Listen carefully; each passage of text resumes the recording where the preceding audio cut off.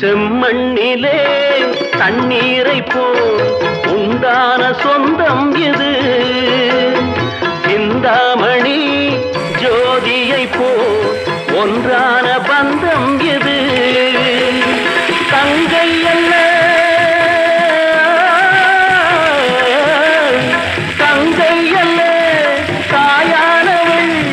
ஓடி பாடல் நான் பாட பொருளானாள்.